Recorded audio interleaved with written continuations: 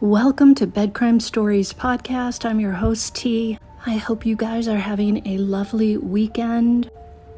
Do me a favor, smash the like button and subscribe to the channel. Those are two free ways you can help support the channel. Barring Charlie Adelson and or Donna Adelson coming out to implicate Wendi Adelson, the witness who most threatens Wendi's freedom should she be charged and prosecuted in connection to her ex-husband Dan Markel's July 2014 murder, is her former boyfriend of roughly 9 months, Jeffrey Lacasse. Jeff and Wendi began dating in the fall of 2013, and they continued seeing each other right up until just before Markel's death. Lacasse is a professor at Florida State University, and he teaches in the College of Social Work. His focus is on child welfare and foster care issues. Jeff Lacasse has been interviewed at length on 3 separate occasions by the Tallahassee, Florida PD, and he has testified in court multiple times as a witness for the state. Lacasse has said that Wendi once told him the only 2 people to whom she's shown her true self were her ex-husband Dan Markel and him. And Jeff, early on after Dan Markel's death, told investigators that they should look into Wendi's brother, Charlie. Lacasse, despite only spending perhaps a night or 2 with Charlie, knew that Charlie hated Dan Markel and, according to Wendi, had in 2013 looked into having Markel unalived. And the price at that time would have been $15,000. What a deal. That's a lot less than what they ended up spending, they being so far Charlie and Donna Adelson. It remains to be seen if Wendi contributed any money to that. Lacasse, upon meeting Charlie, saw that he was street smart, had friends from both sides of the tracks, and was a pseudo conman / womanizer. And Lacasse, to some extent, basically solved the case before the cops did. He knew that Charlie was the kind of guy who could find someone to unalive Markel, and he knew from Wendi that Charlie had indeed looked into hiring somebody to do just that. What I'm trying to say is that Jeffrey Lacasse is a very observant man who analyzes what he sees and hears and then comes to logical conclusions. And he spent more time than anybody else with Wendi in 2014 leading up to the murder. And so Lacasse, in my opinion, is an expert on all things Wendi Adelson circa 2014. Jeff's portrait of Wendi from that critical time will be key to prosecutors' case against her, Wendi, should they decide to prosecute her. Jeff described Wendi as a narcissistic sociopath who regularly cheated on him with more than one guy. And Jeff said that Wendi had no trouble being deceptive, did not appear to feel bad about the cheating when caught, and would even boast about times when she had a really amazing experience with so-and-so. Jeff said he'd only heard men in the past boast about things like that, but here his girlfriend was boasting about those things to him. But Jeff also said that when he confronted Wendi with her cheating and her lies, on one occasion she curled up in the fetal position and began sobbing uncontrollably like a child. But her emotions were not because she felt bad about her behavior, but rather because she feared that Jeff would tell other people about her behavior. Jeff said she was most concerned about how she was perceived on a social level in Tallahassee. Per Jeff, Wendi did not want to be outed for being somebody who slept with a lot of different men, allegedly. Jeff told Detective Isom of the Tallahassee PD that Wendi would come back from conferences with, quote, slap marks on her arse. end quote. Yes, he really said that, and it's scary to think of what Charlie and Donna might have done to Jeff if they were not already behind bars. Can you imagine how furious Wendi Adelson must be with Jeff Lacasse?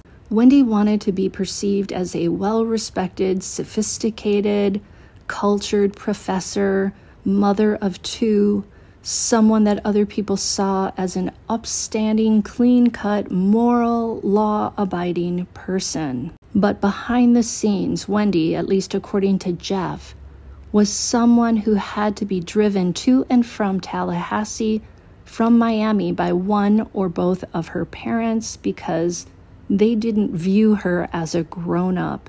They didn't think she was capable of driving all that way by herself. Jeff also portrayed her as somebody who would go to these professional conferences and have trysts with multiple high-powered men, allegedly. 3, somebody who could turn into a sobbing puddle if she was cornered and caught out and confronted. 4, somebody who daily talked about how much she hated being stuck in Tallahassee because of Dan Markel. And she also talked about how much she hated Dan Markel on a daily basis. She described Markel as Satan and also as an STD. Yes, a disease. And according to Jeff, Wendi allegedly, after the crime, told jokes at a bat mitzvah for a friend's daughter, jokes about Dan Markel getting his head blown off. Can you imagine how callous you have to be to talk like that? Jeff comes up with a lot of circumstantial evidence that makes Wendi look like she could be involved. He noticed that she changed her Facebook photo right before Dan was killed. And she changed it to a very attractive photo, at least in Jeffrey's eyes. He said she was wearing a dress from Victoria's Secret that he felt was not exactly appropriate for her to be wearing as she was hanging out with her parents and her 2 young sons. He felt that she posted that picture because she knew that after the crime, her name and her picture would be in the news. And she wanted to look her best. She was very conscious of how she came across to other people. She cared about how she looked. Jeff also claims that Wendi wrote in one of her calendars, quote, "Talk to Jeff about stalking." Jeff claims that Wendi continued to try and paint him as a stalker after Dan Markel's death. And we know that Wendi and Jane talked at length during Wendi's interview on the day of the crime about Jeff being a jealous boyfriend and possibly having motive to want to unalive Dan Markel, perhaps out of passion because he was angry at how Dan Markel treated Wendi.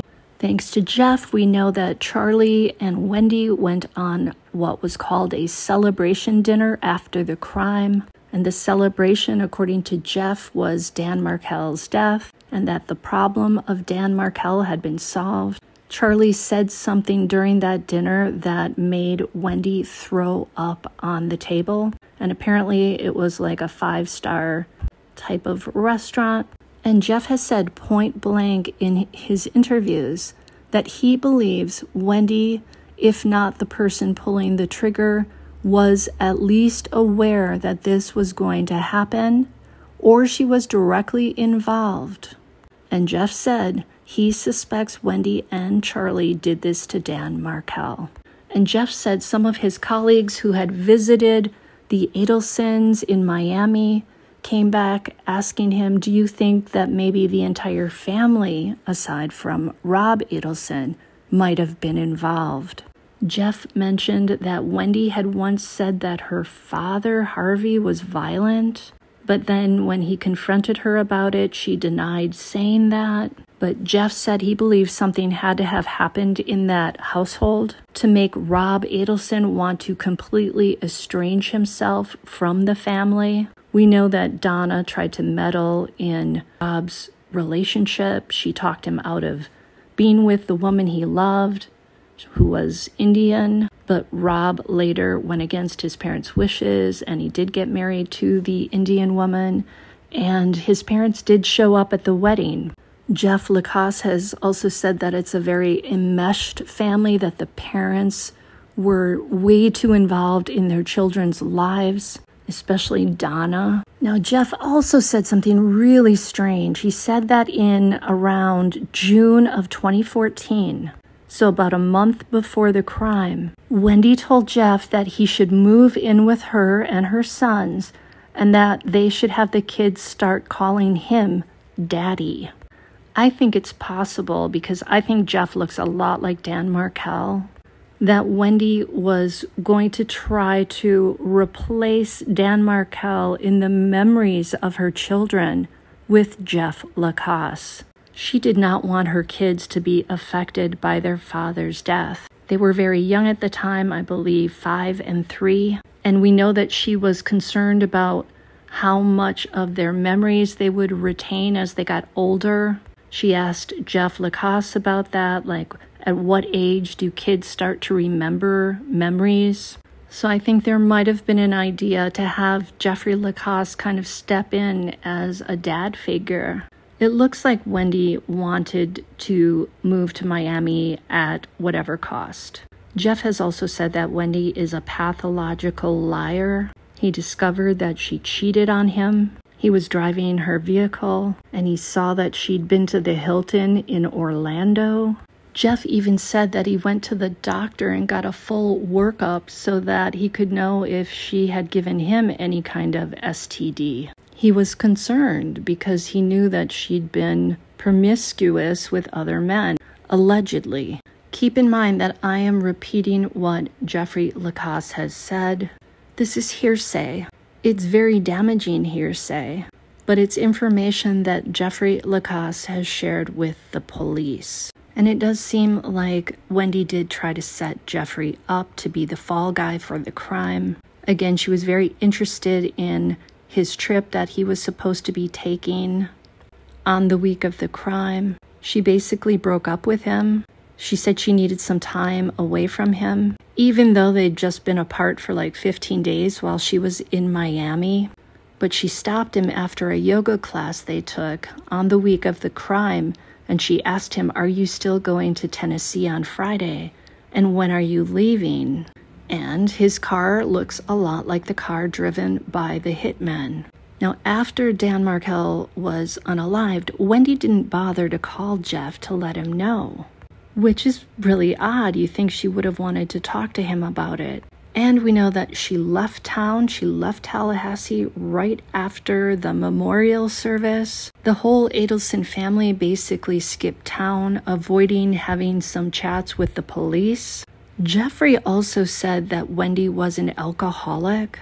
Allegedly, he said she drank most nights. Sometimes he would come over when she had the kids, and she would be so out of it that she would fall. She had bruises on her. He said that Wendi suffered from depression. Oh, and he claimed that she could drink a bottle and a bottle and a half of wine, so 1 bottle plus another half each night. Maybe not each night, but she could pull this off in a night. She would be falling down and she had bruises. He described her as not being well. He also described her as sort of a social butterfly in Tallahassee. He said everybody pretty much knew her. He described her as not stable, crazy, he said, tremendously flawed, deeply troubled. She was trying to go off medication at some point, and her father was prescribing certain meds.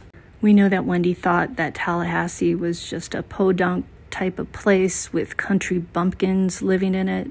The overall portrait that Lacasse paints is of a not very nice person, a conniving person, somebody whose word doesn't mean anything, somebody who can lie on the stand with conviction, somebody who will come across as very polished on the outside, but will then go home and completely fall apart and drink a bottle of wine, start crying. He said she cried often. Here's my take on Wendi Adelson. I believe she wanted to get out of Tallahassee really bad. I believe she loathed Dan Markel, and I think she probably still loathes Dan Markel. I don't think she's somebody who has a murderous heart. like, say, Lori Vallow. But I do think she got wrapped up, maybe, in the plan. Donna was adamant that Wendi needed to be in Miami with the two boys. Donna and Wendi did not want to continue dealing with Danny and his demands that the kids eat kosher food at all times. I think Wendi wanted to raise those boys by herself without Dan's control. I think Donna absolutely hated Dan Markel as well, as did Charlie. Maybe Harvey too. I do think Wendi was crying in the months leading up to the crime because she doesn't necessarily have a murderous heart, but she may have known what the plans were, and maybe she felt bad, maybe she felt guilty, maybe she was simply crying because she worried about her two young sons and how they would handle the loss of their father. But if she was upset, she got over it quickly, because if she was cracking jokes about Dan's injuries to his head at a bat mitzvah, that's pretty callous. And right now, I think Wendi is desperate to stay out of prison. The rumor is she's trying to get her current boyfriend to adopt her two sons. I think she has a real concern that she may go to prison. Imagine being her for a second, waking up every morning and going, oh my God, yeah, that's right. My mother was just convicted. My brother's been convicted. And the police are probably now looking at me. And yes, we know that Charlie hired hitmen and Donna helped give money to the cause. So of course they're going to be looking at me. And I did drive by the crime scene just about an hour after the crime happened. That doesn't look good. And I did have the most to gain. I got money out of this whole thing. I got Dan's house. I got life insurance money. All in all, it was about $2.8 million from what I understand. And imagine all of Wendi's former colleagues in Tallahassee, knowing full well that Charlie was convicted and Donna as well. And now looking at Wendi and going, oh my God, she was probably lying to us the whole time. Imagine the betrayal that Jane feels. Jane, who was in the police interview with Wendi on the day of the crime. She was there trying to support Wendi and help her. She's the one who brought up Jeffrey Lacasse's name as a potential suspect, even though she said, I don't really think he would do that. I really don't. But he is a jealous guy. Wendi may have the riches from the Markel family. She may have the Holocaust diamond. She may have the two boys, Lincoln and Benjamin, for now. But she is living a nightmare, I would say. And listen, if she was involved, which I personally think she was, but that's just my opinion, she has not been charged. She has to be presumed innocent currently. But if she was involved and her kids find out and her kids know that it's true, she will lose them ultimately, I would think, unless they're going to be like Chad Daybell's kids, Barry Morphew's kids. But maybe they won't be, because Barry Morphew's children don't have their mother. Chad Daybell's kids don't have their mother. The only parent they have left is the parent accused of unaliving their mother. In this case, the boys still have their mother. What a tangled web. And I will say that if Donna Adelson hadn't been their mother, it's possible that Wendi and Charlie Adelson would be totally different people right now. They wouldn't be, facing life in prison. Charlie forever, Wendi maybe. Donna, in my opinion, is the bad apple that infected the entire family. Maybe Harvey too. I don't know much about Harvey. There was Jeff saying that he was a violent man at some point. We don't know if that's true, so I'm going to say allegedly. But something definitely went wrong in the Adelson family to lead to this crime, and to have family members that were willing to even talk about such a crime and then carry it out. Let me know what you think in the comments, and I will see you next time on Bed Crime Stories. Please smash that like button and please subscribe. Do your girl